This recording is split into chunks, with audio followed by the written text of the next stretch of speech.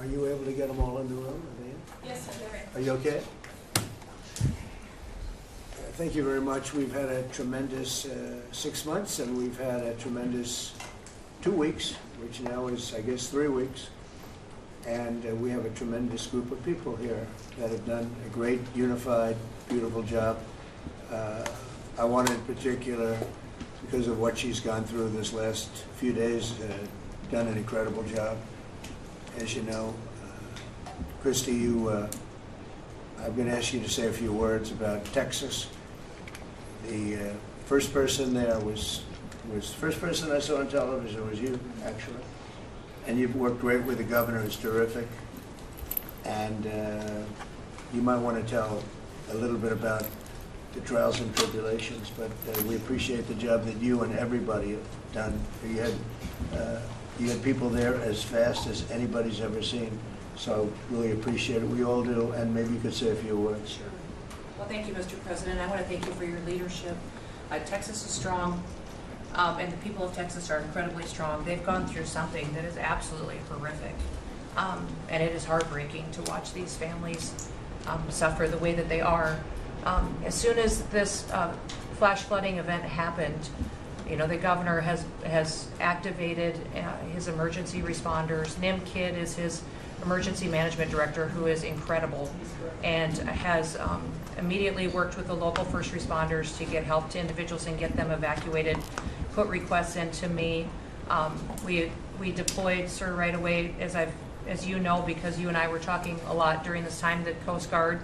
We also had some assets out of Customs and Border Protection. Our BORTAC teams went in and helped with rescues and clearing debris so that we could get roads open and people get the help that they need. I think when I got there the most, sir, that day, as soon as I arrived on site, was getting a briefing from all the emergency responders, was just how unified they were in focusing on the fact that we're there to save lives.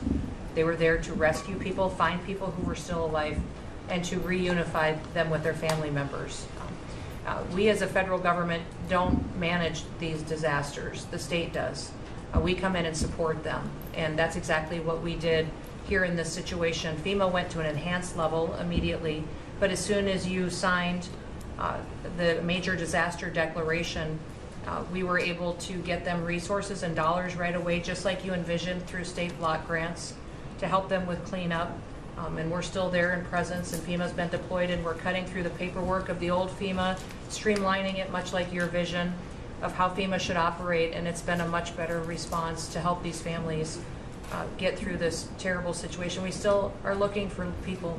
We're still looking for a lot of little girls and other family members that were camping along that river, and they will continue until they find every single person, and we will continue to help them and assist in that. I was surprised when I got there at the camp that day, right after this happened, the parents that were there, the parents that were looking for their children and picking up their daughter's stuffed animals out of the mud and finding their daughter's shoe that might be laying in the cabin, and just hugging and comforting people matters a lot. I'm extremely grateful for God's hand in that whole situation, because hundreds and hundreds and hundreds of people were saved. And this is a time for all of us in this country to remember that we were created to serve each other. God created us to take care of each other. And that when we do that, we are happier, we are more fulfilled, and we can walk alongside people on their worst day and help them get through it and come out the other side, knowing that we can continue to live a life that God has purposed for us. So they're grateful for you. Several times the day after the flooding, you and Melania were on the phone with me, and I want to thank you for that. And that meant the world. I was able to tell many of those folks that I had been visiting with you, and that you had said, whatever they need, Christy, let's deploy it and get it down there and be helpful. And on Sunday, when the families were waiting at a church to identify their children's bodies, Franklin Graham and I called in and prayed with the families and read some scripture with them, and he was incredible in making himself available to that as well. We'll be back down there in a couple of days and continue to do all we can. But this is an unprecedented event. It really is. There's been tragedies like this around the country, but everyone is unique in different situations. And the response the federal government had supporting the state through this, I'm proud of the people that stepped up and immediately came. The Coast Guard, when they came in, they had a difficult time even getting the aircraft in and landed. They had to try several times in the weather to get it in and deploy. And I think we've heard about, our one Coast Guard member that was responsible for saving over 165 people, but that entire crew did incredible work. And all the first responders there did incredible work. And I know people are getting tired now, but they're getting reinforcements and volunteers are showing up. And I just want to commend the governor and his team for being the leaders. And they're so thankful that you're letting them make the decisions and manage the response like it should be. And then us supporting them with the resources of the federal government. We've already deployed dollars to the state, much like the block grants that you've talked about. Right. So very grateful for that, sir. There's never been a wave like this outside of the breaking of a dam. Because this was almost a wave that ended up being 30 feet high, more actually. Now with the dam you can understand it, but this approached almost with that speed. When you see a dam break, it's not a pretty sight. It wipes out everything, and this is the kind of thing that built up so fast. And it's happened 2 or 3 times before over the years, but not to this extent. But tell them when you met the father who was picking up the daughter's clothing. And I had walked through the cabin where all the little girls died, and I had kind of fallen apart in there, but I walked out of the cabin, and a gentleman was standing there, and he said, that man over there needs a hug. And so I walked over to him, and I hugged him, and I said, do you work here? And he said, no, my little girl was in that cabin. And he said, and I just found her best friend about an hour and a half ago. She had passed away. And he just fell apart. And so then we just hugged and talked for probably an hour about that. But then there was the grandpa was there looking for his granddaughter as well. There was a dad there of one of the counselors. The counselor was alive, but she was dealing with the fact that she had hung on to some of these girls and was trying to keep them out of the floodwaters and had gotten hit by something and had lost 2 of the girls and wasn't able to hang on to them and was going to live the rest of her life thinking about that moment when she wasn't able to hang on to these girls. But these parents were picking up their kids' belongings out of the mud and throughout the camp and putting them in bags. And then one of the dads said, I knew 50 of these girls here. So I knew that was her dress and my daughter's friend's dress. So he was picking it up and putting it in a bag to return to her parents. And so it was and then the director was there comforting everybody who had lost his father the night before too, and he was still there trying to facilitate all of these parents grieving their children and find them. So the strength of people is incredible. One of the things that I asked there today, that day, was that they all have escorts or counselors when parents come in. So from that point, that when they came into the camp, that they have somebody with them when they're going and looking for their children's belongings or looking for their children. And so very emotional, but also just so tragic. The relationship with Texas and the governor has been obviously very good for years with me, but the relationship with Texas and their first responders and us with our first responders and lots of other people, and we brought in a lot of helicopters from all over, and we had a lot of helicopters. It was actually dangerous, a lot of helicopters up there, but they were real pros, and they were responsible for pulling out a lot of people, and we got them there fast, and Texas had some good ones too, but the response has been incredible, and the fact that we got along so well, I don't know, I don't even think that's a political thing, but we got along so well, and it was so unified. I think a lot of lives have been saved. That could have been as bad as it was, you could have lost double or triple. This thing was just really horrible. Well, congratulations on a great job, and appreciate it. I know you're going down. I'll be going down on Friday with First Lady would be taking a trip, and we don't want to get in anyone's way because that's what happens. The president goes and everyone's around focused on. I don't want anyone to focus on us, but it's possible they could have somebody saved still. There's a lot of areas. It's a big area, and probably unlikely at this point, but there could be. They're thinking there could be the possibility, but what a tragic situation. A good job, and we'll see you on Friday, and we'll finish out the day here. I think you've been reading a lot about, it's a terrible topic when you talk about financial after this, but we have a big country and we've been doing very well. The tariffs, as you know, are starting to come in at record levels. Tremendous amounts of money are coming in to our country. We never did that before. We're not used to it. We only have tariffs going out. We only adhere to the rules of other nations who charge us tremendous tariffs because we were led by stupid people or people without any business sense.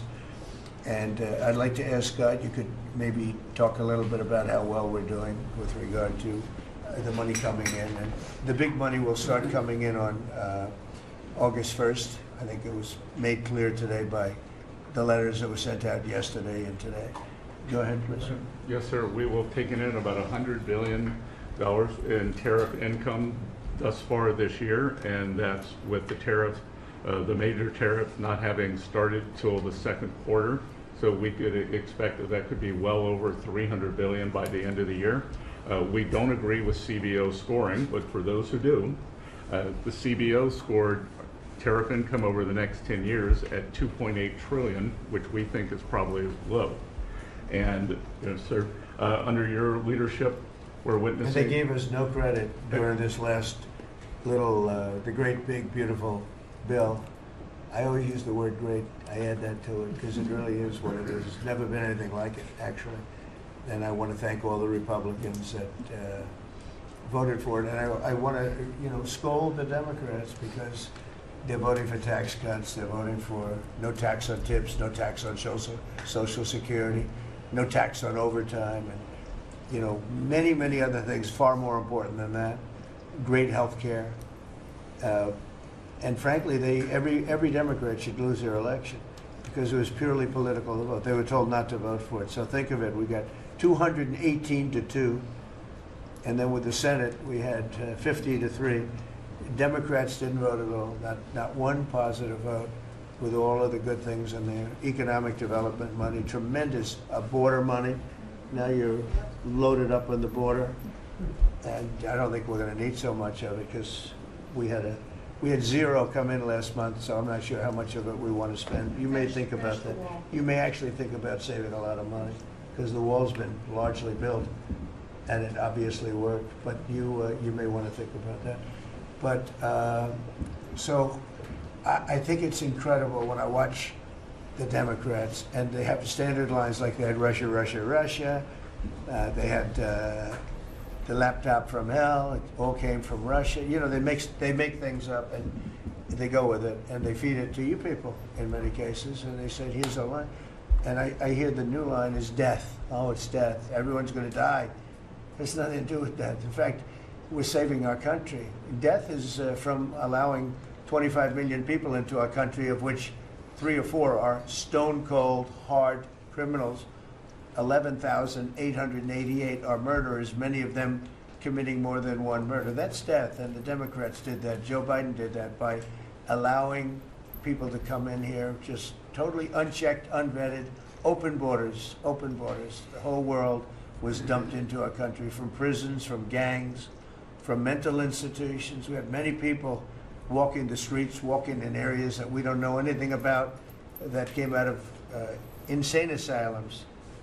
They released their the insane asylum population into our country, and it's amazing the job that you and Tom Homan are doing, by the way, on that. But we have to get them out, and we have no choice. We have to get them out, and we are getting them out. And so, Pete, do you want to tell them about our great military and how well we did with respect to the bombers and the B-2 when we had the pilots here 2 days ago, and they were incredible people? Go ahead. Yes, sir. Truly a historic mission It demonstrated the skill and courage of the United States military, from those B-2 pilots and families that we had a chance to meet, sir, to the fighter pilots, to the refuelers, to the maintainers, to the air defenders who defended the base. What was demonstrated on the world stage was American military might and capability. And it wasn't just Fordo and Esfahan and Natanz that took notice in Iran. It was the rest of the world, that we have a decisive commander-in-chief willing to use these capabilities, which are the best in the world. As the president pointed out, no one else could have done what America did there on that night, and everyone took notice of that. With the one big beautiful bill, sir, we've got 150 billion additional to invest in Golden Dome and all the other weapon systems, the stockpiles and shipbuilding priorities of yours. Another month, another historic recruiting bump. It's not just the Army and the Marine Corps anymore, it's the Navy, the Air Force, and the Space Force, all historically ahead of where they've ever been. So historic spirit inside the military. We had a chance to be at NATO, Marco and I, and see how the world responds to us saying it's time for you to shoulder the burden and take the lead for your continent. That only happens with President Trump leading. And we're proud to be a part of what's going on at the border, sir, with now a fourth national defense area where we're helping get to that number 0 in securing the border. But that mission, Operation Midnight Hammer, re-established deterrence. It reversed what happened in Afghanistan. You saw the debacle of what Biden allowed to happen in Afghanistan and what that did to our image. President Trump said, with Operation Midnight Hammer, we're reestablishing American leadership and deterrence, and we're proud to be a part of it, sir. And our so-called enemies were watching. They watched every minute of it. They watched. There was very few people that weren't watching, actually, but they watched every minute. It was a perfect military performance, the likes of which we haven't seen in a long time. I mean, if you compare that to the same country, the hostages from years ago, Jimmy Carter, it was unfortunate for Jimmy Carter. He was a nice man, but with the helicopters going down, the sandstorms, the prisoners, they got captured, then the election and the prisoners and Reagan and all the problems. It was nothing but problems. And that was a failure. And ours was not only the pilots. I mean, those machines flew for 37 straight hours. They didn't stop. They went skedaddle. You know the word skedaddle? It means skedaddle. They dropped the bombs, and somebody said, skedaddle. Let's get the hell out of here. And every bomb hit its mark and hit it incredibly. And as you know, the Atomic Energy Commission said it's gone. That place is gone. We had a lot of fake reporting, mostly from CNN, where the scammer writer, a writer for CNN, who should be fired, by the way, she was involved with the 51 fake intelligence agents, if you remember that. She did that story, created a story out of it. She created a story out of the laptop from hell, saying it came from Russia, but it actually came from Hunter Biden's bedroom, or worse. Just a scammer, and she's still at CNN, which is pretty amazing. But we'll ask you a question about her. But they came up with this concept that maybe the attack wasn't that good. Maybe it, and I saw it happen right after the attack. I saw this person on CNN. I like to watch the enemy. You learn from the enemy. And I watch, because you have to know where they're coming from. And I watched her say, Anderson, you know, I'm hearing stories that maybe they didn't hit their target. Maybe it wasn't that good a hit. And they were hearing stories. The next day it was a little more, and the next day a little more. After 3-4 days, she was saying, you know, I don't know. I don't think it was that. Except by that time, everybody knew it was hit perfectly. The evidence is in the planes. The evidence the pilots are the best evidence. But they actually came out of their plane, because they were here the other day, and they said, it was so sad. We did such a good job. We flew into very dangerous airspace. I'll never forget, we were in the Situation Room, and they said they have entered Iranian airspace, and everyone took a deep breath, because they had more missiles pointed at them, but the equipment is so good, it's stealth, way up in the air, and it was stealth, and they went right through that, and they sort of, by the time they found out they were there, they were already gone. That was the word skedaddle, get the hell out of here. But they were right in the most dangerous airspace in the world, and they took those big, beautiful, very fast, they're unbelievable planes. I mean, they become really beautiful works of art. You know, I always thought they sort of were cool, but now they look better than just cool, don't they, huh? But they dropped the loads, and literally they would hit if you look at this table from here to there, they had a half a refrigerator door is the way to best explain it. Take a refrigerator door, average size, cut it in half. That was their target. They hit every single one. Then we had 30 missiles, Tomahawk, shot from submarines 300 miles away. Every one of them hit their target. It was a perfect mission. Then they came back, almost 37 hours. Every plane worked perfectly. The mechanics were here too. I said, you got to get the mechanics here. We didn't have any problems. If you remember, they had a lot of problems with the helicopters, but they did fly through a dust storm, which they shouldn't have done. Sometimes you say, let's go back and try it on a nicer day. Dust and sand don't work well with helicopters if you know much about helicopters, but that was a horrible embarrassment to us. Then we had Afghanistan, which I think was the most embarrassing moment in the history of our country, and we would have gotten out. I was the one that got them down. I would have kept Bagram, the big air base, which right now is controlled by China, one among the most powerful runways in the world, thick with concrete and steel. Anything could land, and right now they were 1 hour away from where China makes its nuclear weapons. I was keeping it. Outside of that, we were leaving, and I would have been out faster than them, but we would have gotten out with strength and dignity. Instead, that was the most botched up mess I've ever seen. They left all that equipment behind, and every year they have a parade running down some third-rate street with the equipment. You know, it's supposed to be Fifth Avenue. It doesn't work. But with all that equipment that they left, they should have taken every ounce of it. I was taking every ounce. I said every screw, every bolt, every nail you take out of there.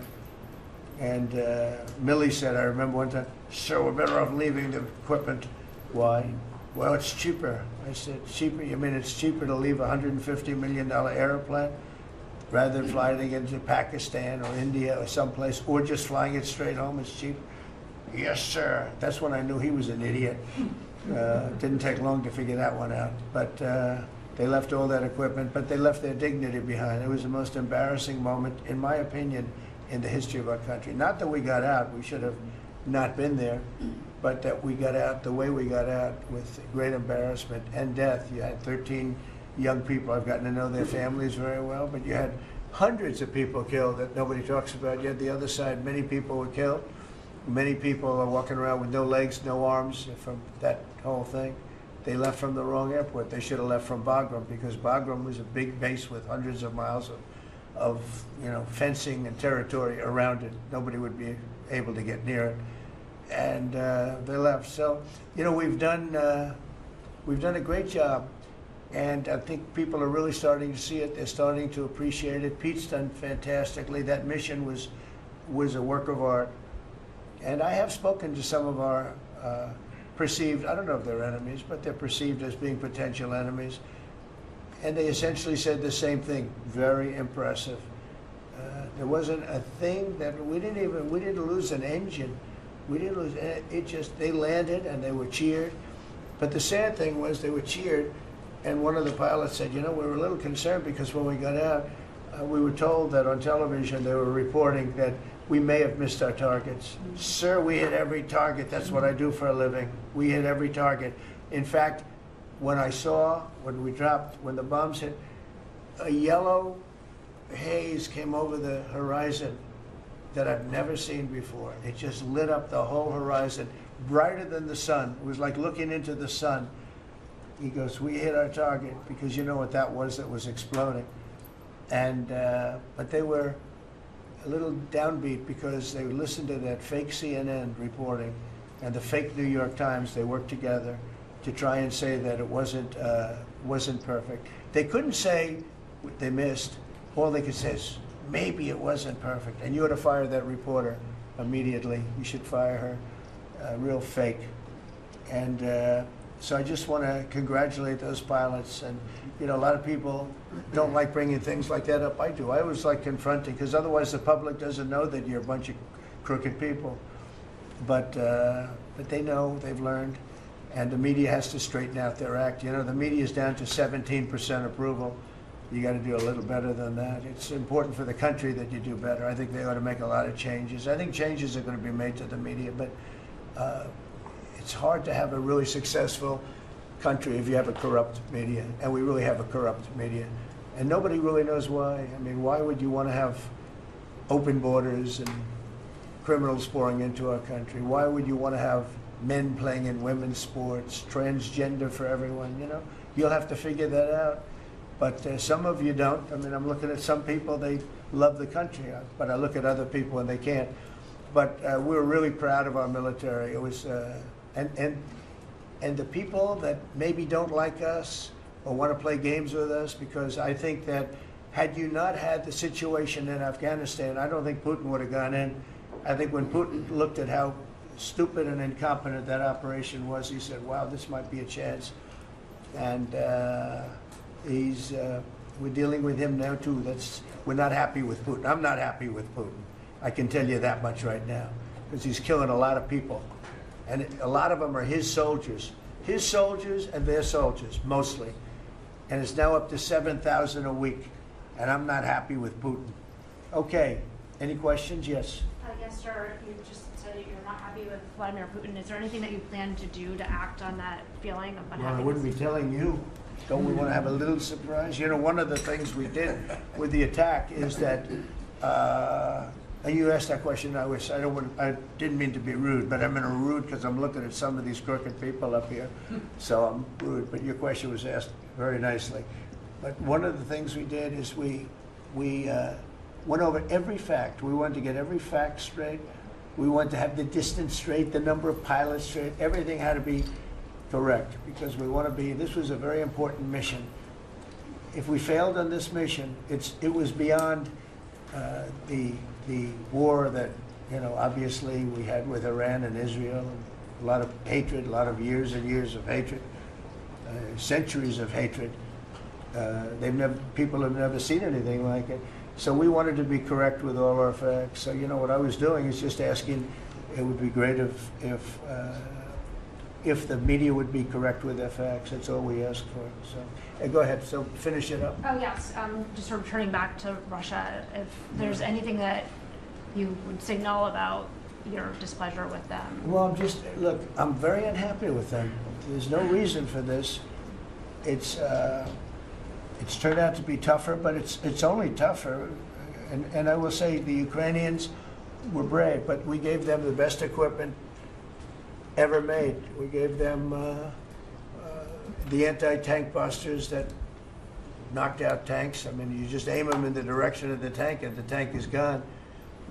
We gave them missiles, the latest and the greatest. They were able to shoot down a lot of things that would have normally wiped out.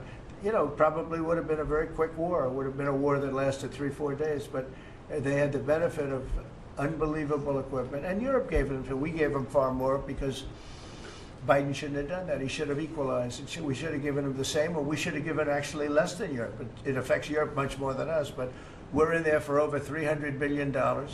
Europe's in there for over $100 billion, but still, Europe gave a lot.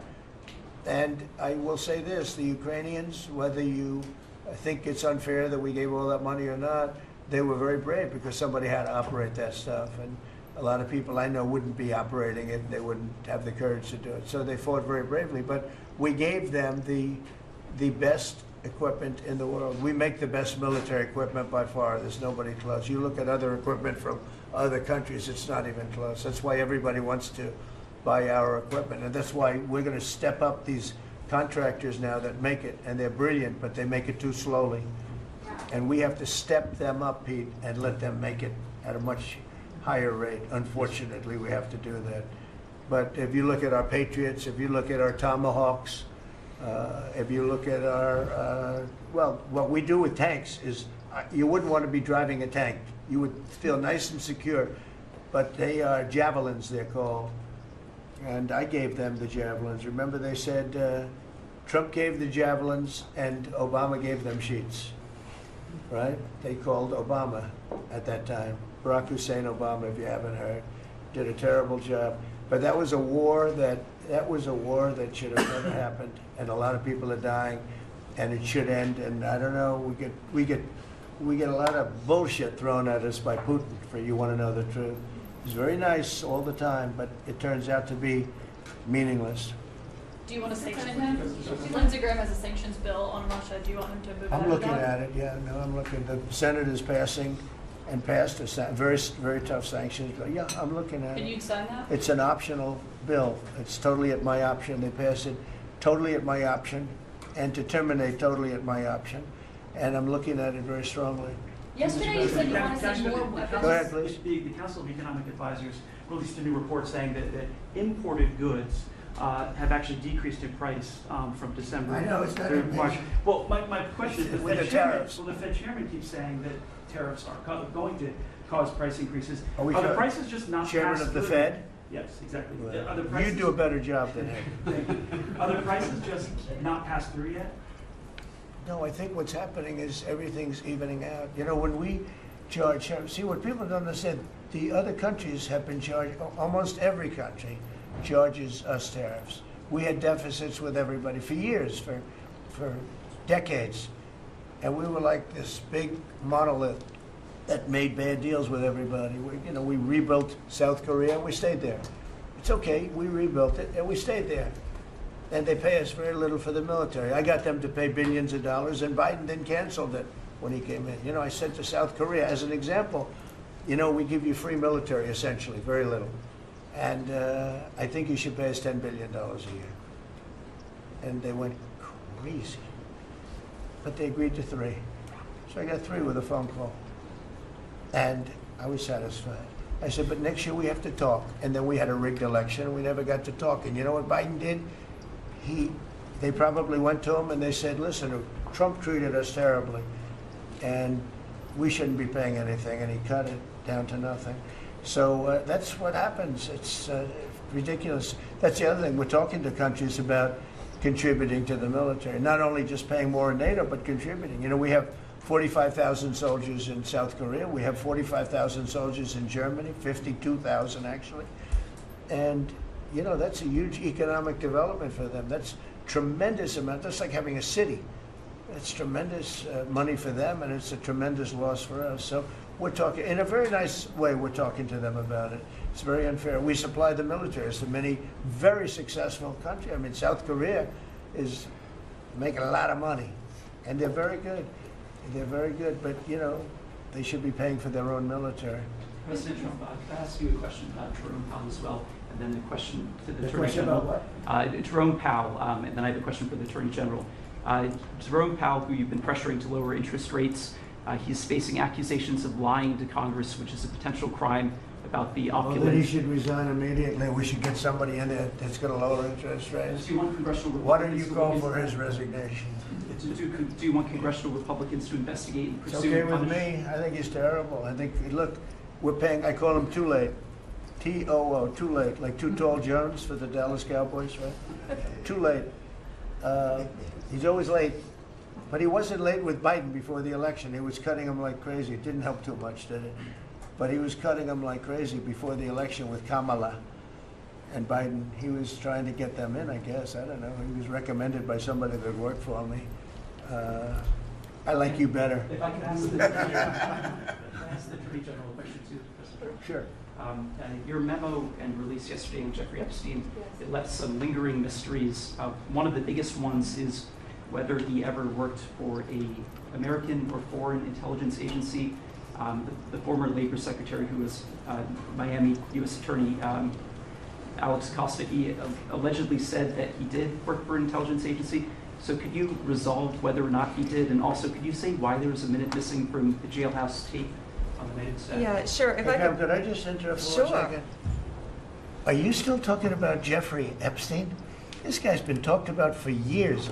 You're asking, we have Texas, we have this, we have all of the things.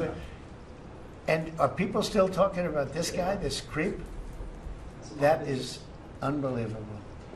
Do you want to waste the time, and do you feel like answering? I don't mind answering. I mean, I can't believe you're asking a question on Epstein at a time like this where we're having some of the greatest success and also tragedy with what happened in Texas. It just seems like a desecration, but you go ahead. Sure. First, to back up on that, in February, I did an interview on Fox, and it's been getting a lot of attention because I said, I was asked a question about the client list, and my response was, it's sitting on my desk to be reviewed, meaning the file, along with the JFK, MLK files as well. That's what I meant by that.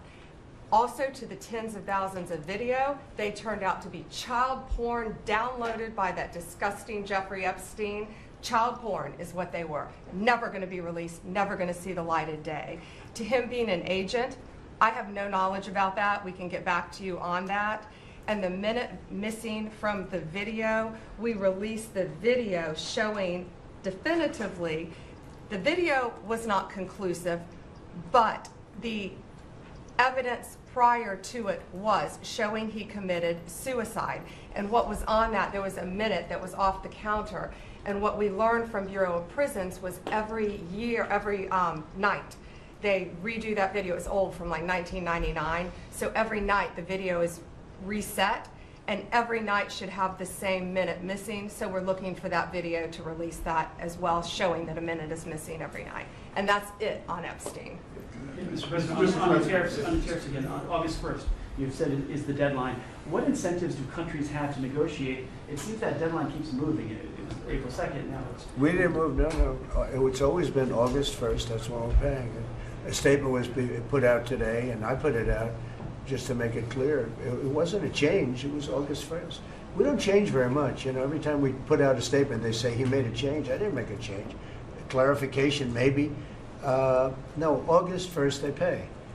And everybody pays, everybody has to pay, and the incentive is that they have the right to deal in the United States. If they don't want to, they don't have to pay, and they don't have to deal here. But if they want to buy and make a lot of money and sell in the United States, they have to do that. You know, if you go back and look at some of the good presidents, our country was the wealthiest, proportionately the wealthiest, from 1870 to 1913.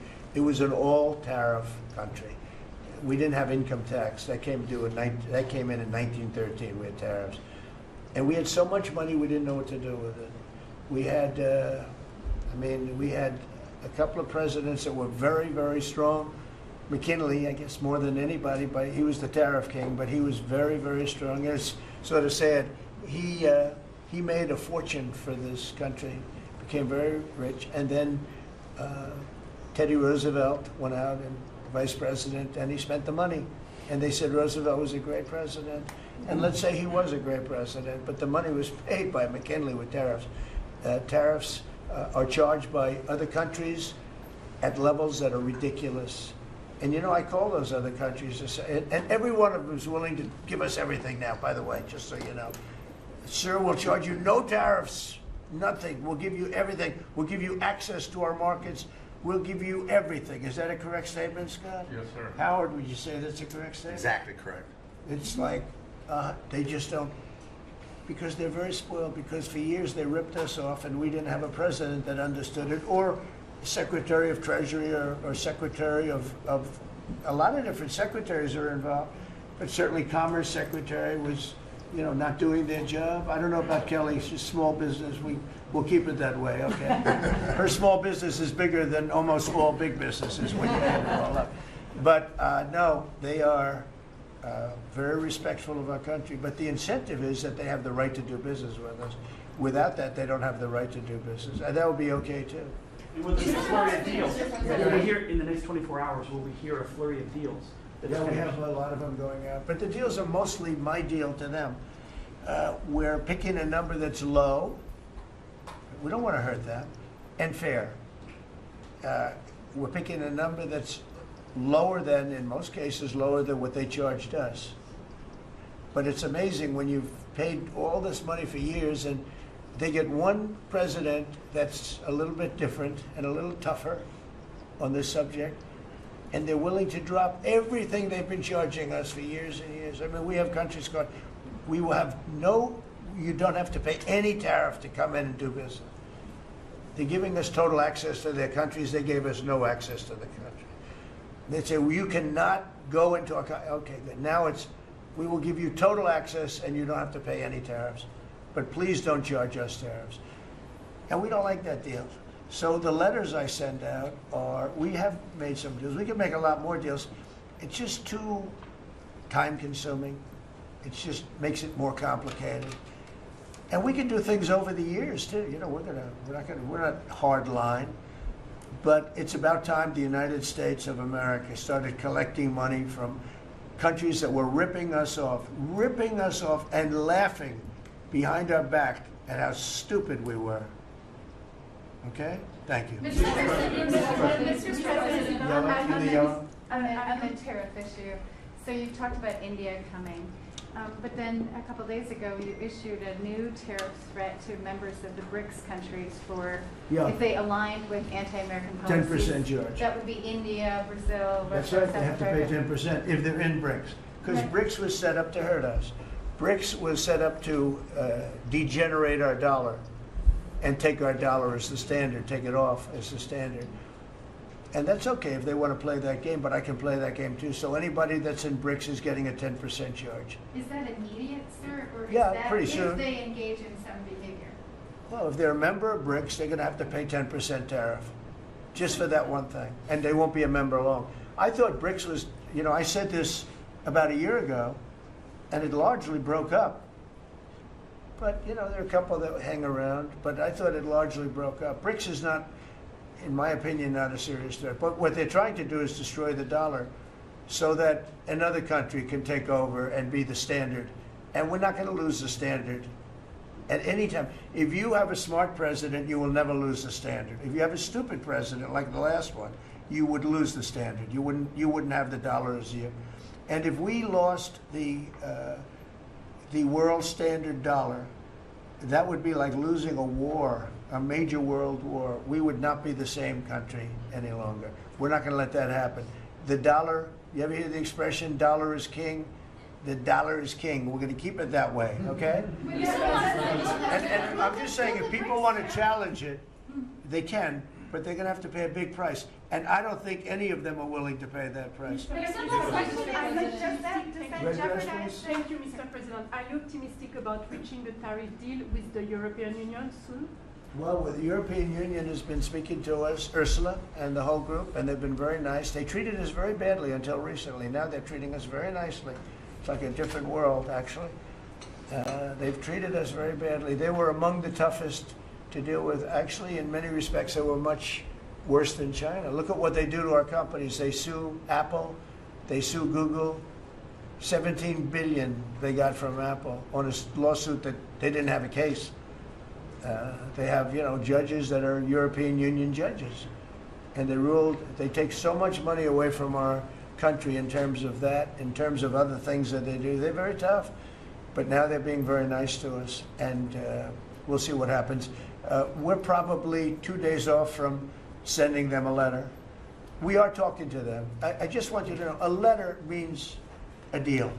A lot of people say, we got 200 countries. We can't meet with 200 countries. We have a few trusted people that know what they're doing, that are doing a good job, but you can't do it. You have to do it in a more general way, but it's a very good way. It's a better way. It's a more powerful way. And we sent them a letter. You read the letter. I think it was well crafted. And mostly it's just a little number in there. You'll pay 25%, 35%. We have some at 60, 70. Those are ones with massive, where we have massive trade deficits because they've treated us very badly. But I would say in every case, I'm treating them better than they treated us over the years. Don't you agree with that? I do. I could have done much. I could have been much harsher. I don't want to do that. We want to have relationships, but in every case, they treated us far worse than I'm treating them. I'm treating them very good. I could go higher with the tariffs, but I don't want to hurt them. That's why when you just read it, you come up with the number. It's so incredible that prices are actually going down. Just so you know, when I got in, everyone said, "Oh, eggs are going through the roof." That was I was in for about 4 days, and they started screaming at me about eggs. They said, "That's Biden's problem." I didn't know about eggs, but eggs went up about 5 times. You did a fantastic job, and we ended up shortly getting. In fact, for Easter, they said, "Go out and buy plastic eggs. You can't use real eggs." Well, we bought 200,000 eggs for the White House for the Easter egg hunt that we have at the White House, and there were eggs. We had the price down, and now the price is lower than it was before. We did a good job with eggs, but we did a good job with groceries. Our prices are down in this country. A big part of it's oil. The oil. You had a couple of places last week. You had $1.99 for oil, for gasoline. Nobody thought they'd see that. I want to get it lower if I can, but we've done a good job. You've done a very good job. Do you want to say a couple of words about that, you and Chris, about what's happening with energy? Well, absolutely, but I would say on the pricing side, President Trump, the fact that you've endorsed and supported a policy of energy dominance, that sends a signal to the market that we're going to have more supply. You talked during the campaign about inflation being a country buster. You've broken the back of inflation in 6 months, among all the other things you've accomplished. We have no inflation. And we've got, and then heading into the 4th of July, these were the lowest gas prices at the pump in 4 years. And again, for Americans, this is like hundreds of billions of dollars that stay in their pockets because we lowered the price of gas at the pump. But when we lower the price of energy, it lowers the price of food, it lowers the price of the clothes you wear. It's the biggest thing. It's the biggest thing. It's like a big tax cut. When you get energy down, every 50 cents is like a massive tax cut, and we've gotten it down much below that. You know, we had great energy, great low prices, everything else. When the election turned over, I'm trying to be nice about it. It turned over, shockingly, but nevertheless it happened. Energy started going up, and it went up really bad, and then he went back to the Trump policy. The problem was they didn't know how to do that, and he lost it. He lost that sucker. That big sucker was out of control, and his energy prices went way up, and that's what caused it. But it was also stupid spending. They spent money like, they used to use the term drunken sailors, but I won't use that term. Although it is very descriptive, I won't use that term. I refuse to use it. But they spent money at levels that nobody had ever seen before, and trillions and trillions of dollars wasted on the Green New Scam, greatest scam in the history of our country, other than maybe Russia, that might have been. But the Green New Scam was the single greatest scam in the history of our country, and continues to be, but it's weakened badly. It's hobbling along because people are they're finally getting it. But they spent trillions of dollars on the Green New Scam, getting nothing for it. Devised by a couple of young people that weren't even good college students, you know? Not even good students. Check out their marks. Yeah? Can you clear something up, Mr. President, on what you said last night? Not for CNN. You said you The would last- send Not for more- CNN. Go ahead. The You last said jobs you'd send report, in the more last jobs to report, Ukraine. Mr. President, in the last jobs report, the manufacturing jobs actually lost 7,000 jobs. When will the investments that you've been talking about have an effect Well, on they're manufacturing? building the plants now. About 7 have started. We're going to have hundreds started within a short period of time. Lee Zeldin, who may be the most important man in this room, I'm sorry, but he's the one that gets the permits, whereas he's the one that has to get the permits for the plants and the factories, and permits that used to take 5 years, he's getting in record-setting times. AI, we're leading China a lot in AI, and if we go with this, you know, I'm allowing the plants to build their own electric. I'm allowing them to become an electric utility, so they can produce their own electricity, because we need double to be successful with AI, which is the biggest thing now. We need double the electricity that we have, which is hard to believe. We need even more than that. And they're building plants with their own electricity substations. They don't have to use the grid.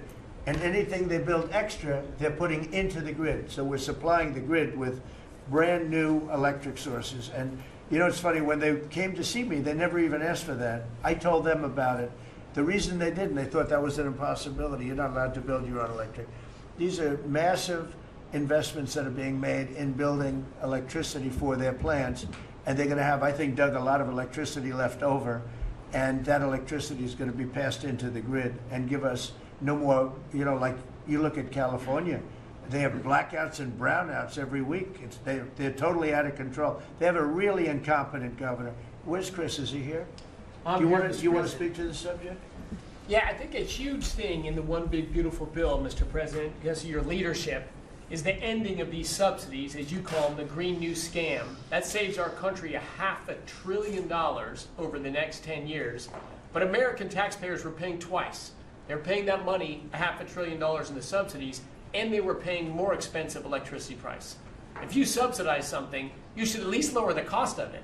But in this case, we were subsidizing something and paying more for it. So the One Big Beautiful Bill had two huge things: ending wasteful spending Wind, solar, and batteries combined are 3% of U.S. total primary energy. 3% for $1 trillion, another $500 billion coming. That's just not a good investment, hurting our businesses, hurting our consumers. And the one big beautiful bill also unshackled oil, gas, and coal development in the United States, onshore and offshore. Secretary Burgum has been working tirelessly on how, by getting the government out of the way, private businesses will develop more resources in the United States, lowering costs for American consumers and making much better leverage for the United States to help our allies abroad and reduce the power of our adversaries abroad. So just a huge win in the energy front all around, and I thank you for your leadership. We're setting records now on energy, and there'll be nothing compared to what they'll be in about a year from now, but we're setting records. And wind is a very expensive form of energy. It's very bad for your beautiful surroundings, the plains and the valleys, and the birds are dying all over the place. You know, the whole thing is a disaster. They're almost exclusively made in China. Not that I have anything against China, because I don't have a great relationship with President Xi, but I asked him, how many wind farms do you have? He makes them, but they don't have a lot of wind farms, I'll tell you, very, very few. And wind is tremendously expensive and is very ugly. And if you own a house that's inside of a windmill, your house is worth less than half. And you hear noises. And interestingly, in New England, you probably read, where for 50 years they had 2 wells washed up, 50 years. And last summer, they had 14 washed up. Now, I'm not saying that's the wind farm that was built, but maybe it is, right? Probably is. It's tremendously expensive, and it can only be done with subsidy. You know, I know a man that's in that business, and one of the biggest in the world actually runs a company that builds these stupid windmills. And he said, I hate the business because it's the only energy where you need subsidy. He said, energy shouldn't need subsidy. You should make money with energy. So wind. The other one is the solar, those big solar fields. They're taking our farmland. Our farmers are like mortified by it. They hate it. It's very, very inefficient and very ugly too. You know, probably better than a windmill, but you go around and you see all these things that are 3 miles long by 3 miles wide, and you say, what the hell is that? And it's a lot of plastic from China. It's plastic, black plastic from China. Now, we want to be smart. We're going with, look, China right now is building 58 coal-fired plants, 58 big ones. They have 62 on the books to build. We've reintroduced clean, beautiful coal, because you know you can do a lot with coal now. Clean, beautiful coal, and natural gas, and all of the other things that we have. But we don't want wind, and we don't want solar, because they're a blight on our country. They hurt our country very badly, and smart countries don't use it. Solar sounds good, I will say, and I like, on occasion, you'll see a roof which is made of solar brick, but it's a smaller use. We need the kind of thing that's going to fire up our plants, and it's not going to be wind, you know, that is very intermittent, as you probably know. But they've spent a fortune. They've spent trillions of dollars on this stuff. And I'll just give you one other story. A friend of mine is a very successful guy. He went back to see his mother in Minnesota. Hadn't seen her in a long time. And he wasn't back for 10 years, which isn't a nice story. I mean, you don't see your mother for 10 years. She's got some difficulties, which I know the guy, he does have some difficulties. He's very successful, but probably not the nicest person. It was actually longer than 10 years, but he went back and he told me he wanted to go and look at the valley. There's a valley in Minnesota that he thought was so beautiful. And I hadn't seen it in a long time. And he's driving along the road and said, oh my, I'll use the word gosh, oh my gosh. He said, oh, he said it looked like a junkyard. You had 159 windmills. They were all over the place. Some were old, some were newer, different companies, different shapes, different sizes, different colors. Many of them were terminated meaning closed. You can't take them down because the environmentalists don't let you bury the blades because they're made out of a fiber they say is bad for the earth. So they want you to put them up, but they don't let you take them down. But many of them were turned off. He said it looked like a junkyard. Go to Palm Springs, California, and take a look at that pile of junk. You go into a wealthy neighborhood. Before you get there, you have to ride through hundreds of windmills that are, most of them are turned off, they're rotting, they're rusting, they're 30 years old, 20 years old, and they have a very short life. You know, those windmills have a very short life, especially the ones that are in the nice salty Atlantic Ocean and Pacific Ocean, where the salt just gets under that steel and decimates it. Now, it's a horrible, horrible thing for our country. And I speak out. It would be nice to say wind, because it sounds so good, doesn't it, Doug? Wind, wind. But it's not. It's these ugly machines, and they're all made, you got to see, some are a little taller, a little shorter. They're made by different companies. They have different stocks. They have different blades. They have different everything. It is so horrible. And if you look at smart countries, they don't use it. Smart countries don't use it. And we're now a smart country. We're not we're a brilliant country. We're not smart. We're brilliant now. We're going to be a brilliant country. We have to be, because we have to catch up for some really stupid people that did a bad job. Yes, Brian? Yes, Mr. President, I've got a quick comments and feedback as a native Texan, someone that I grew up bringing my kids to a camp very near the affected camp now.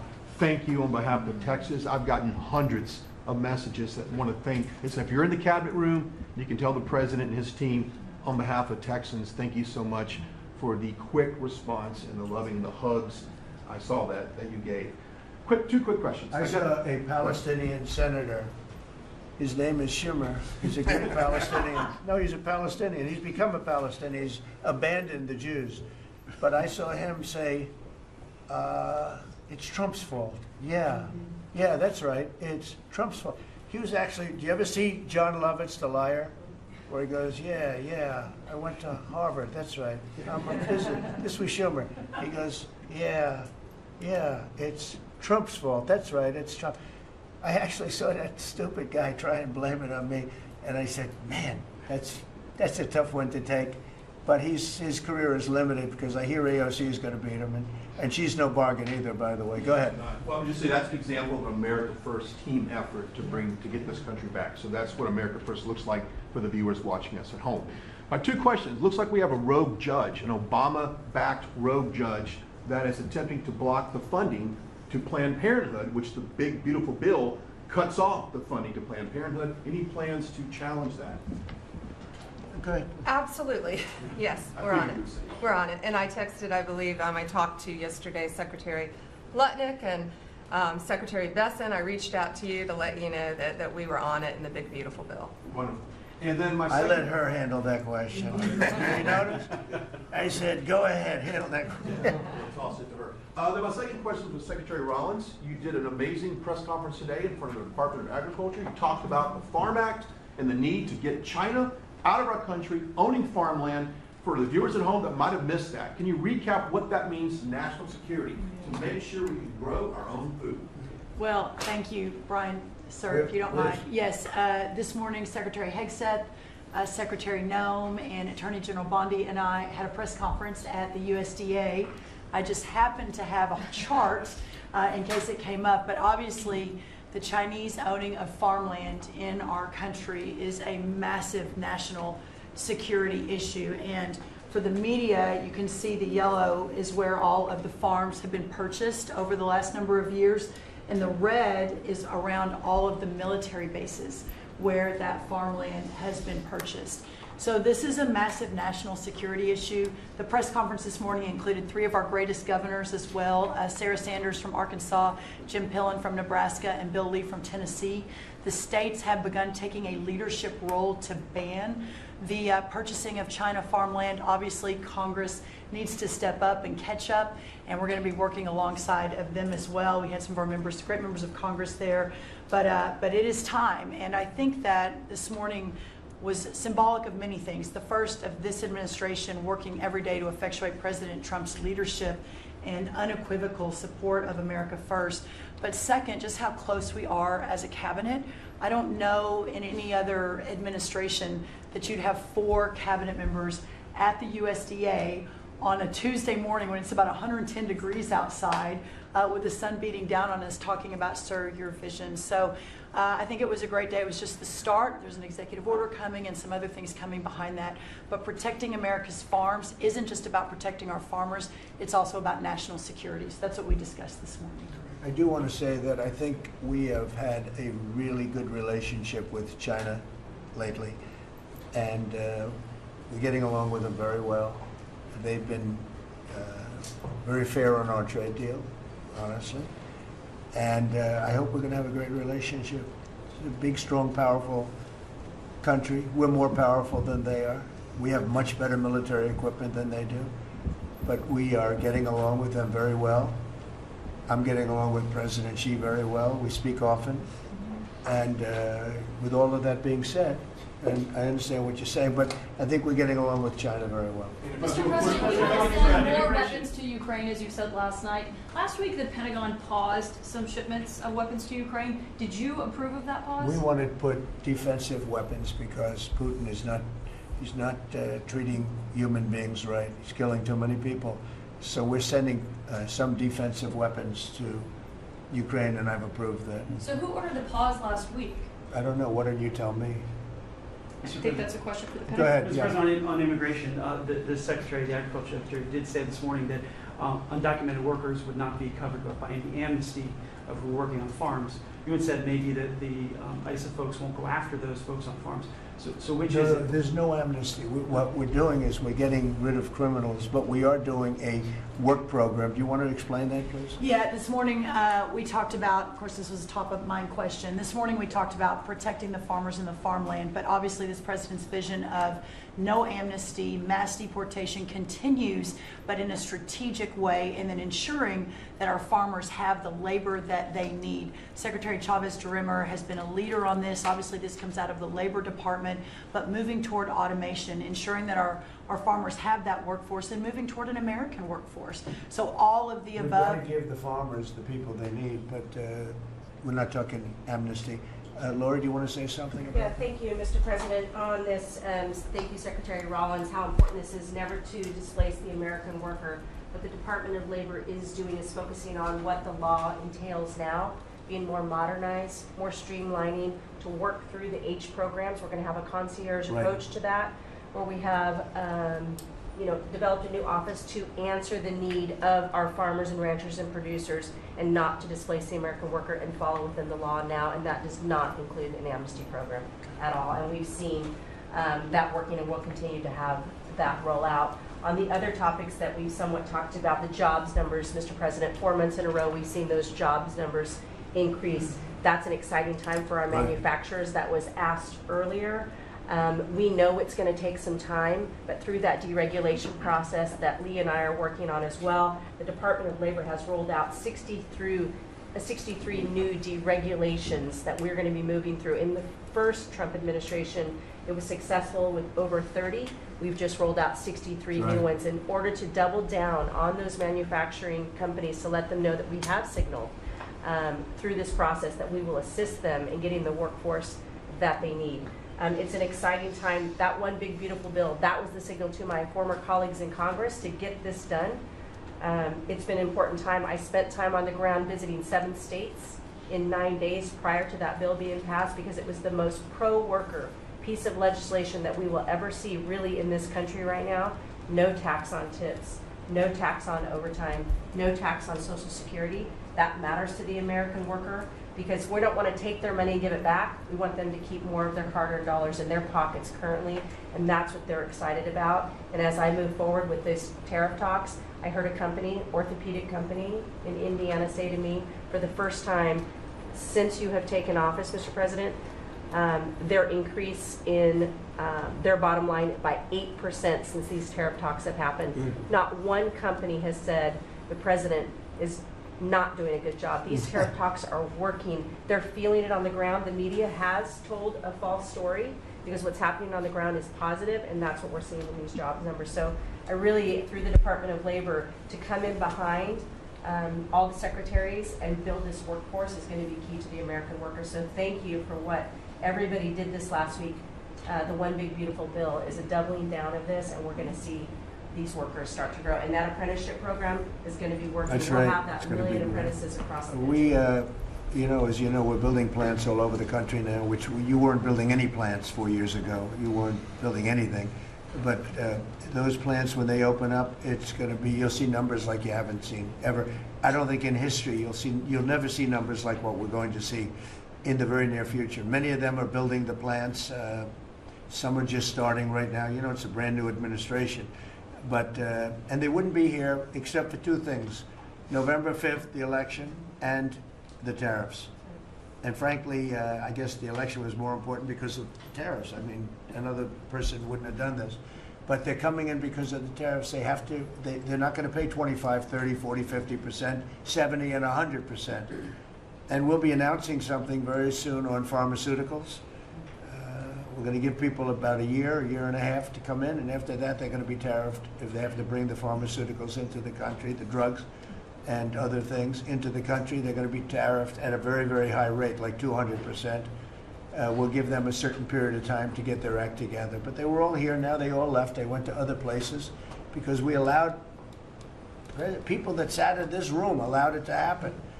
And I don't allow it to happen. The people in this room don't allow it to happen. So we're going to be announcing pharmaceuticals, chips, and various couple of other things, you know, big ones. We did steel, as you know, they're 50%. We did aluminum, 50%. Lumber just came out. Why don't you announce copper? And we did cars. And now, today we're doing copper. Copper and aluminum. What would that tariff be on? The section tariff? I believe the tariff on copper, we're going to make it 50%. 50%. Any breakthroughs on See, I'm glad he Gaza? didn't question it. Just Any sort of said- I sort of thought, what would that be? A quick one. I didn't have much time, but he agreed with me. That's why he's Howard. Any breakthroughs on Gaza with the Prime Minister, and there's reports that you're meeting with Netanyahu again tonight, is that Yeah, accurate? I am. He's going to come over again tonight. We're talking about Gaza, mostly Gaza right now.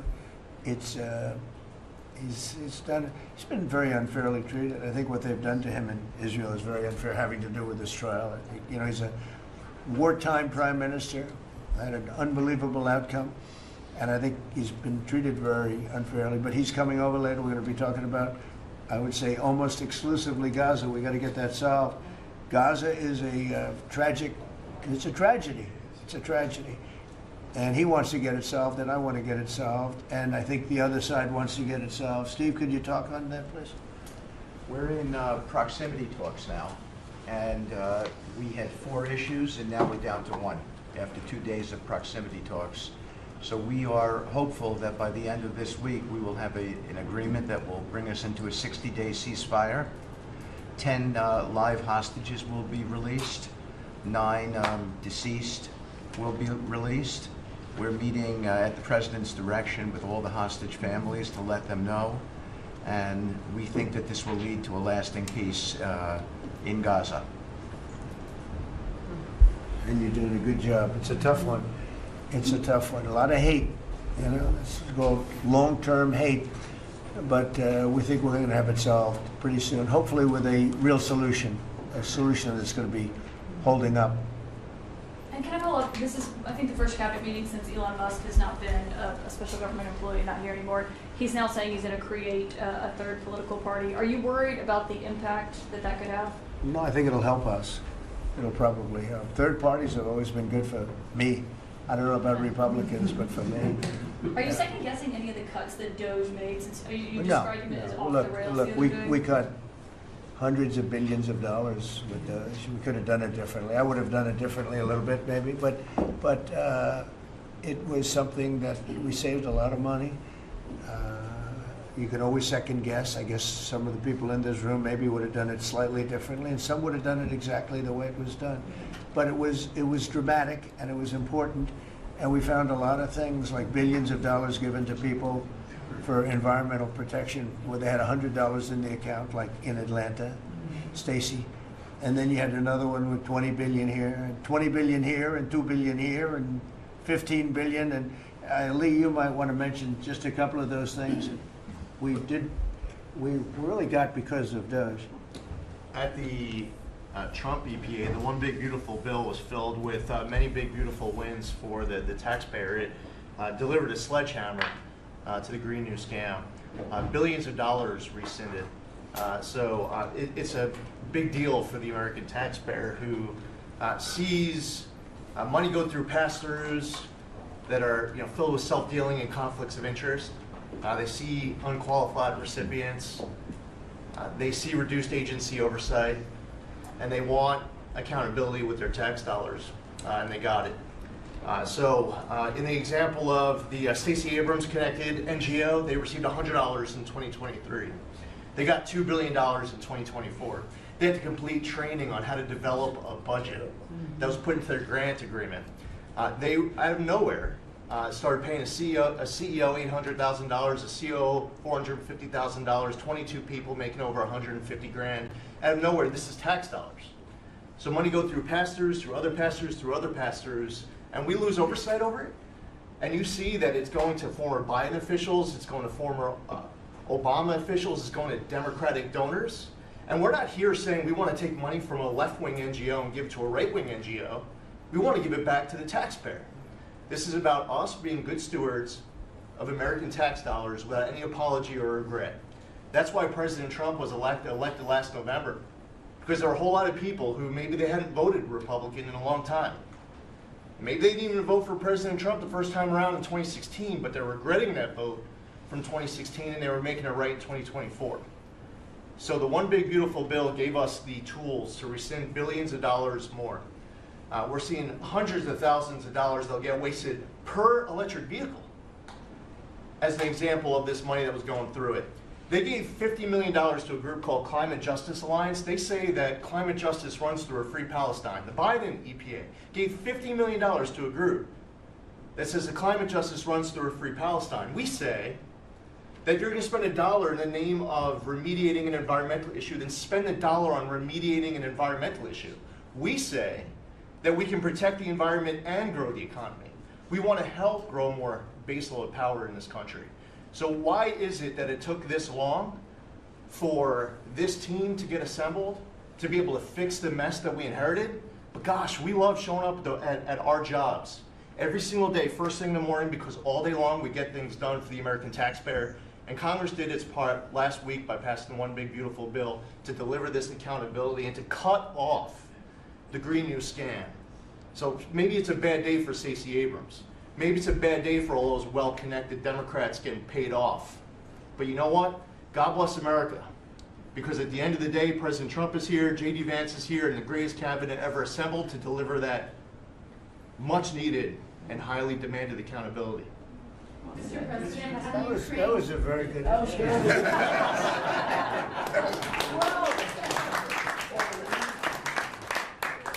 And that's from the heart. That's from the heart. On Ukraine, the Ukrainians have asked the International Court to go after Russia for using toxic chemicals in the fight.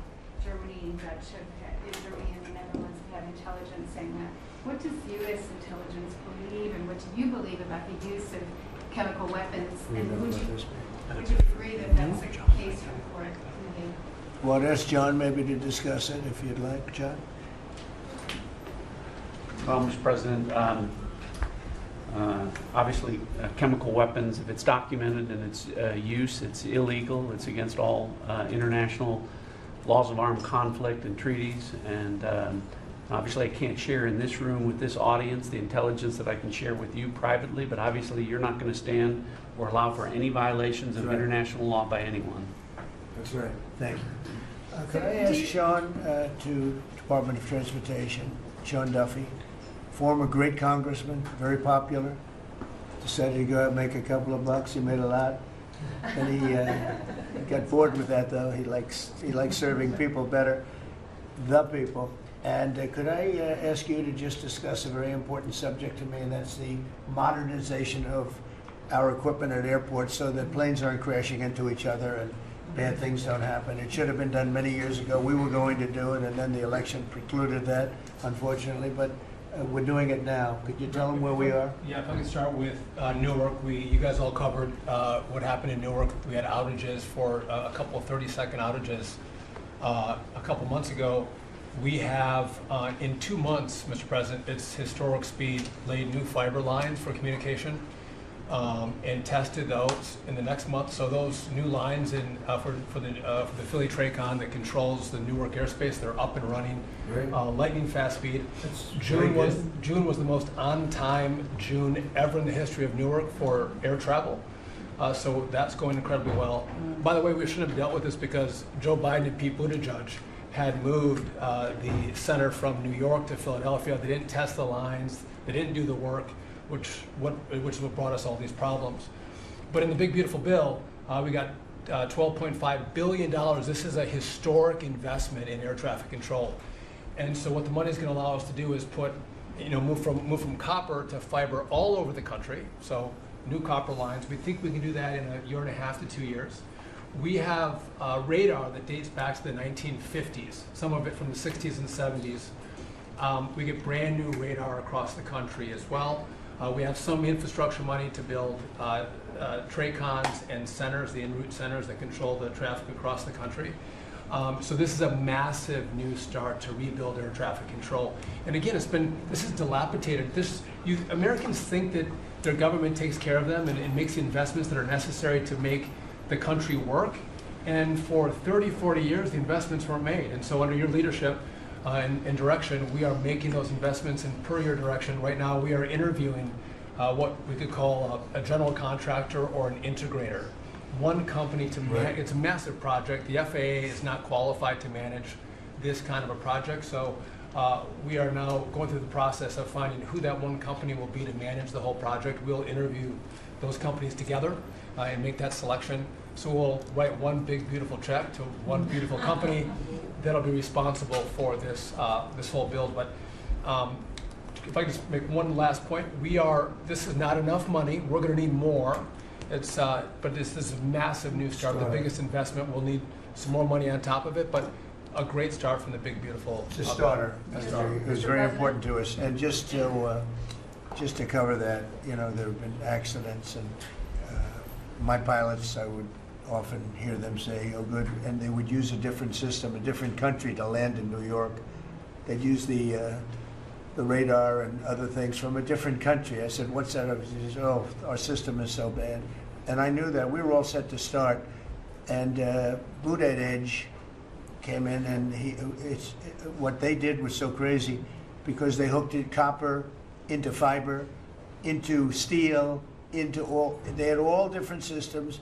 They had hundreds and hundreds of contractors, different contractors for different airports. They spent billions of dollars, and they made the system worse because you can't hook copper into fiber. That doesn't work that way. You just can't do it. It's not doable, but they tried to do it. Didn't work out too well. And in the end, it was just a complete disaster. We want to have one great company. Now, Raytheon's going to bid, IBM's going to bid. We have 5 or 6 bidders that really are good and do this stuff. And we want one, because I know about overruns. I look at the railroad out in California, headed up by one of the worst governors in our country, who I used to get along with actually, but he's just, when you lose 25,000 houses and you would have had your cities burned down. If we didn't step in, Los Angeles would have been burned to the ground. But you look at that, and I said, I really know how to build, and you got to have one guy, one contractor, one great one, whether it's IBM or Raytheon is good, but you have 4 or 5 that are really, really great, and they're all bidding against each other. But you don't want to have one doing the wire and one doing the digging and one doing the demolition and then they're all saying they all blame each other because they're saying they were late and therefore you have to pay me millions of dollars more money. I know the system so well, and we're going to have a great company do the whole thing. We're going to get a fantastic price. Maybe we'll get them. They're very big and very strong, and maybe we'll get them to make a contribution toward getting it done at the right price. But we're going to have a great system. When we finish, we will have the best system on earth, done by one of the 2 or 3 best companies. There are only a few companies can do this. This is not. But if you would have seen what this other group did, they were going crazy. They had, I heard 3,000 contractors. And then when it all came together, guess what? It didn't work. It's a disaster. So we're going to have in a pretty short period of time, it's going to take us about 2 years to build it, and we'll have a contract given out probably over the next couple of months. We have some great bidders, some great companies that want to do the job. You're going to have great air traffic control. Just to make one last point on this. So the last administration signed a contract with an American company to fix the copper to fiber, and that contract was a 15-year contract. The system is failing today, but that's how idiotic and incompetent the last administration was. And under your leadership, we're saying, listen, we don't have time. We don't have 15 years. We don't have 5 years. We have to do it right now. And so the president always talks about on time and on budget. We have embraced that. We are going to be on time and on budget. And by the way, you mentioned a train out in California.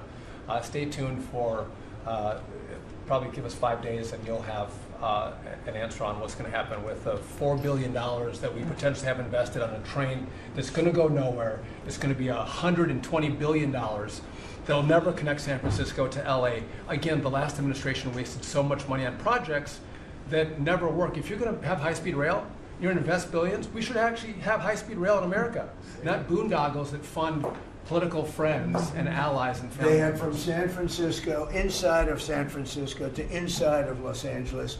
Should have never been built because airplanes do it better. And you could drive it. You could drive it. No problem with driving it. The roads aren't even crowded. So they were going to do this. Somebody's idea. Somebody got paid off a lot of money and they started it. It was going to cost a very small amount of money. And it ended up costing literally hundreds of times what the original. And now what they did is they said, well, going into the city is too big a deal. So we'll leave it 25 miles short of the city. So now they're leaving it. They're not going to finish it, really. It's not the same project. So now they're leaving it outside of San Francisco and outside, short of each. They just want to get it done. And I've never seen cost overruns. You know, if you have a cost overrun of 10%, you should be ashamed of yourself. 20%, you should not do any more jobs. This is a cost overrun of 2,000%, something like that. It's unlimited, and it's not finished. And maybe it will never get finished. And I told Sean, look at it from every standard, but we don't want to, you know, we have federal money going into that, and it's like throwing it out the window. So whatever you can do to stop it. $15 billion and not one track has been laid. $15 billion and we're 16 years into the project, not one track. Mr. President, on New York, you're the most prominent Republican in the country from the city. What do you want to... Anywhere else? I don't want to be a wise guy. Perhaps I could. Maybe Marco. But how do you want Republican voters in the city to vote in the upcoming mayoral election? Should they vote for Eric Adams? Should they vote for Sliwa? Should they pick someone else? Look, number one, you have a communist running, and you shouldn't vote for him. He's a disaster. He's leading.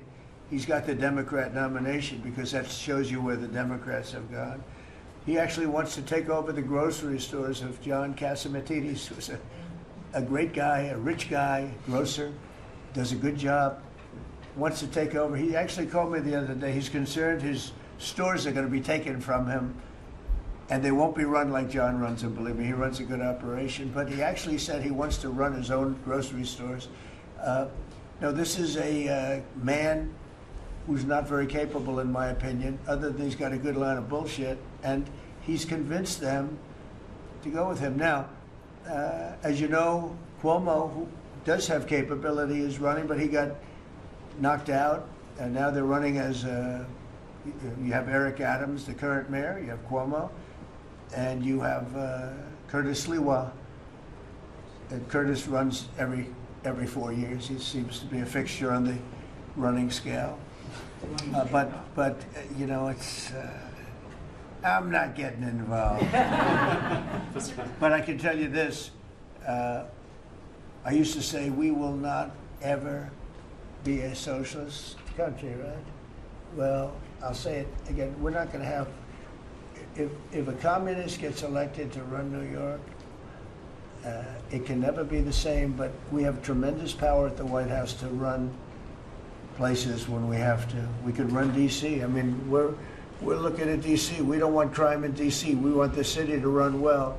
Susie Wiles is working very closely with the mayor, and they're doing all right. I mean, in the sense that we would run it so good, it would be run so proper, we'd get the person to run it. The crime would be down to a minimal, would be much less. And, you know, we're thinking about doing it, to be honest with you. We want a capital that's run flawlessly, and it wouldn't be hard for us to do it. And we've had a good relationship with the mayor, and we're testing it to see if it works.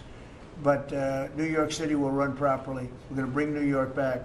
I love New York. You know, I loved New York for a long time. Then we had a bunch of crooked people in there. You have an attorney general who's a total stone cold crook, New York State, Letitia James, a total crook. All they do is want to go after political opponents. They do what's ever expeditious for them. She's the one that took out Cuomo because she wanted to run for governor, and then she ended up getting 1% of the vote. She polled at 1%. She dropped out, went back to attorney general. You have a lot of crooked things going on in New York. We're going to straighten out New York. Maybe we're going to have to straighten it out from Washington. But when I see a communist who has actually gotten a Democrat, pretty much gotten a Democrat nomination, they also went to that new form of voting, which is a beauty. You go in there in third place, you come out in first. That's that form of voting that they have gone to. You know what I'm talking about. It's not too good. We're going to do something for New York. I can't tell you what yet, but we're going to make New York great again also. We're going to make it great again with the country. What we've done in this country in the last 6 months, nobody has ever seen it. And I told the story, the King of Saudi Arabia was over there. They gave us $5.1 trillion between Saudi Arabia and UAE, Qatar. 3 stops, $5.1 trillion coming into our country as an investment, biggest investment ever made. And it's all going to good stuff. I mean, all real big, good stuff. Energy projects, big things. But they all 3 told me essentially the same thing. We thought your country was dead, and now you've got the hottest country in the world. We're right now riding the hottest country. We all, and you can all be proud of it. We're in the hottest country. This is the hottest country in the world. There's nobody close. Made hotter by some great pilots and great machines that nobody else has. Those great, big, beautiful machines, they rode those machines right into the toughest territory, and nobody knew what the hell happened. And then they hit their targets perfectly, and it was complete and total obliteration. And that's why that war ended, Steve. They told me that's why the war ended. The war ended when they saw that, it was over. And we're very proud of it. But we have the hottest country in the world right now, from a country that was close to dead. And if I didn't win, if you would have had the other person win, we all know who she is, whether it was she or Biden. They're the same. He may have been more competent than her, and that's hard to believe, right? But if you had that ideology in, I don't believe you would have had a country anymore. I think you would have had a country that was broken up.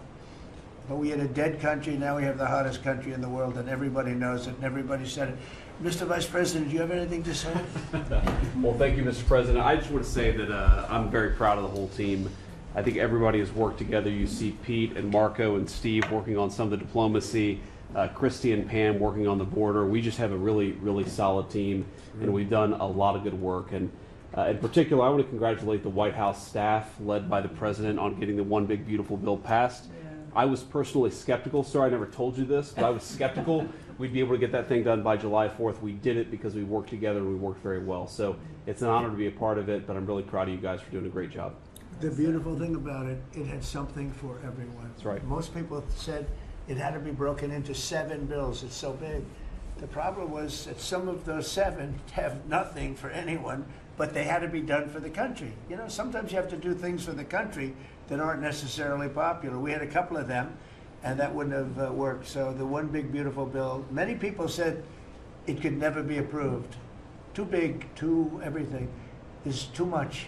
But it had something very big and very important for everyone, and it's great for the country. And remember, the Democrats have come up with a false narrative, you know, just whatever. It's just a line that they send to everybody and that they print. I think in the case of this, it's death, death.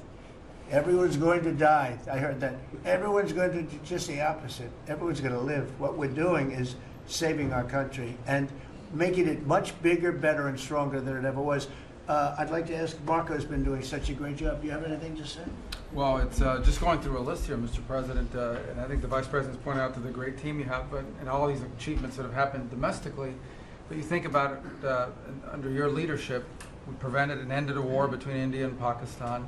NATO's now at 5% for the first time ever, the highest numbers ever. A peace deal between the Democratic Republic of Congo and Rwanda. A 12-day war that ended with an American operation that we're the only country in the world that could have done. Hopefully, pretty soon, a peace deal between Azerbaijan and Armenia. The entire Middle East and the infrastructure of it has the potential now to change because of Syria and Lebanon, and it hasn't even been 6 months. Sure. It hasn't even been 6 months, so it's a straight testament to your leadership in this. Well, thank you very much, and you've done a fantastic job. Could I just ask Linda, she's involved in so much, she's so talented and so good, and she's working on a couple of little things like Harvard, who was given $5.5 billion over a short period of time. We caught him on that one, that's crazy, but you're working on so much, you want to bring education back to the States. How are you doing? Well, absolutely, and thank you for the opportunity. I think on the big, beautiful bill, what we saw, with school choice, that's finally on a national basis at the state level, but there are opportunities now for scholarships, more and more of them for kids who are in failing schools. This is going to be a big turnaround. I think one of the biggest accomplishments we had over the past week was the University of Pennsylvania with the Title IX ruling that Leah Thomas was stripped of her title. Riley Gaines and Paula Scanlon and other women who have stood, so strong against men and women's sports. And when you put out the executive order, that just solidified and gave them the opportunity. So those are a couple of really, really big wins, and thank you for that opportunity. And how are you doing with Columbia and Harvard? We're negotiating hard. I think we're getting close to having that happen. It's not wrapped up as fast as I wanted to, but we're getting there. Okay, good. And you've done a fantastic job. Thank you very much. It's been a good team. Yep, you have a great team. Around this table, a lot of people have helped with that. That's right. Thank you very much. Maybe just in closing, we spent a lot of time, effort, very little money on this room. This is called the Cabinet Room. It's been here for a long time. And it had some pictures that were not many of them and not very good ones. And I actually spent time in the vaults. The vaults are where we have a lot of great pictures and artwork. And I picked it all myself. I'm very proud of it. That's Andrew Jackson, great Andrew Jackson. That's a gentleman named, and we call him President Polk. He was sort of a real estate guy. He was, people don't realize he was he was a one-termer, but he was a very good president. And I'm not sure I should be doing this, he actually gave us the state of California. He was the one. He was the one. So I'm not sure, maybe he won't be there for long. But if you notice, the frame is the exact same size almost as the other one, as Andrew Jackson. So that was a part of the reason too, I have to be honest.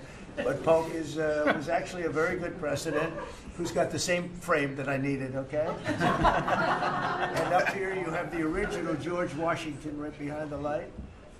And then you have Dwight Eisenhower, who was a very underrated president. He built the interstate system, and he was the toughest president, I guess, until we came along. But I don't mind giving up that ground, because I don't want to be too tough on it, but we want to be humane. But he was the toughest president on immigration. He was very strong at the borders, very, very strong. And sometimes you can be too strong. He was strong at the borders, and during a certain period of time, they were so strong that almost every farmer in California went bankrupt. And we have to remember that. We have to work together, and we have to remember that. But he was a very good president, and a very good general, and a very good president, and I thought he deserved a position somewhere on this floor. And then you have, this is very exciting to me, he was not a Republican, to put it mildly, but he was, he was a four-termer. He was Franklin Delano Roosevelt. And if you notice, there were a lot of ramps outside. We have ramp, people say it's an unusual place for a ramp. It was because of him. He was wheelchair bound, but he was an amazing man. It's an amazing portrait, and we used to have him in the room, a different portrait, and it was a terrible portrait. It was almost like it was done by a child. And I used to say, you know, I can't believe that he would have approved of that portrait of himself. And I was in the vaults and looking at things. I said, what's that? And we have some great curators here. We have 6 curators at the White House. They have 2 for paintings, they have them for furniture, they have them for different things. I guess cost is no object. Okay, cost is, maybe I'd have 1, but that's all right. But we have 6, and they're very talented, though. And he said, that's a picture of FDR. I said, really? Let me see it. They took off the wrappings, very well preserved. And they said, that's the picture they've been looking for years. That was the picture of Franklin Delano Roosevelt. And I said, oh, wow. And likewise, that frame-wise, it just doesn't work. It doesn't work if you have, I want to be nice, but it doesn't work if you have a big frame, a little frame, and but it's like perfection. I'm a perfectionist. The mirror was down in the vaults also. I said, where is this from? And it's a very old, very storied mirror, beautiful. We put that up. And then over there is Honest Abe Lincoln. And that picture was in his bedroom. And we thought that this would be a very important place because this is where wars are ended. I'm not going to say wars are declared. I'm going to say wars are ended, okay? We'll be positive. And that's the picture of Abe Lincoln from his bedroom, sat in the bedroom for many, many years. That was his favorite picture of himself. And the Lincoln bedroom's very famous. You remember when Bill Clinton had it and he rented it out to people. Okay? We don't do that. But it's an incredible room. And we took that picture from his bedroom. That's Abe Lincoln. And then over here you have John Adams, and it's they were the first occupants of the White House, 1800. And John Quincy Adams, Mrs. Adams, they were the first occupants. So we have them looking at each other, and in between their stare is Abraham Lincoln trying to make peace. And that picture was in a room that I have that was not important, like the cabinet. I gave it up. I said, I have to give it up because that's one of the greatest pictures of the White House. The White House is tremendous art. And the Oval Office, when we're there, we'll go over that. That's really been something. Then we got the drapes, so we got the whole thing. We got new drapes. We got new, wasn't a big expense, very, very small. And we took some of the chinaware and silverware and trophyware, they call it, from the vaults, and we had it cleaned up. Hadn't been shined up in 100 years. Some of this has sat in the vaults for over 100 years. Amazing. Over 100 years. Many of the pictures that were put up in the Oval Office, as an example, those two as an example. So he was president. They moved in 1800, and he won the election, I believe, in November of 1800, John Quincy Adams. And we thought that would be, he was considered to be a good president, and he was the first occupant of the White House, so it sort of made sense. And I love the frame of those pictures. Look at those frames, you know? I'm a frame person. Sometimes I like frames more than I like the pictures. And we have the flags of the Marines, and Space Force now has its own flag. I'm very proud of Space Force, but the Army, Navy, Air Force, Marines, Space Force, the whole thing. And Coast Guard is right there. You never forget the Coast Guard. They do a great job.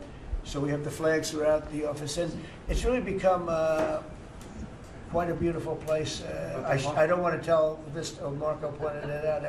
I was going to leave the clock. So as president, you have the power. If I go into the State Department or Department of Commerce or Treasury, if I see anything that I like, I'm allowed to take it. Do you believe this? So I'm in Marco's, I see this gorgeous clock, grandfather clock, and there it is. I said, Marco. He didn't know about it. I had to read him the rule and regulation. I said, Marco, I love this clock. Look at it. It's beautiful. He said, what clock? I said, the clock that's in the other room is incredible, and nobody gets to see it there. Marco, I tried to talk him into it first, and it sort of worked, and then I had to use a little more. I said, I'd love to take that clock out and put it in the cabinet room. He said, no, are you serious? I said, Marco, I have the right to do it, Marco. And he said, all right, what the hell?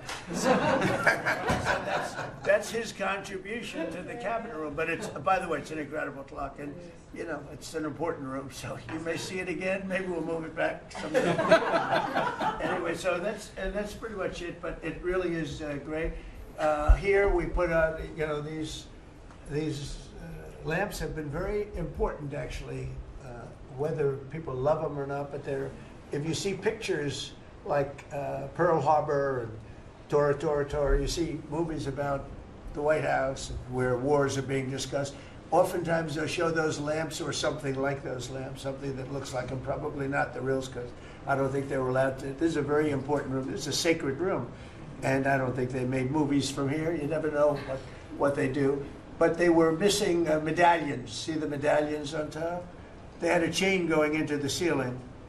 And I said, you can't do that. You have to have a medallion. They said, what's a medallion? I said, I'll show you. And we got some beautiful medallions. And you see them. They were put up there. It makes the lamps look better. So we did these changes. And, you know, when you think of it, the cost was almost nothing. We also painted the room a nice color, beige color. And it's been really something. The only question is, will I gold leaf the corners? You could maybe tell me my cabinet could take a vote. You see the top line moldings, and the only question is, do you gold leaf it? Because you can't paint it. If you paint it, it won't look good because they've never found a paint that looks like gold. You see that in the Oval Office. They've tried for years and years. Somebody could become very wealthy, but they've never found a paint that looks like gold. So painting it is easy, but it won't look right. And the question is whether or not we should gold leaf it. Linda, do you have an opinion? I gold leaf it. You like it the way? No, I gold leaf it. You'd gold leaf it? Yeah.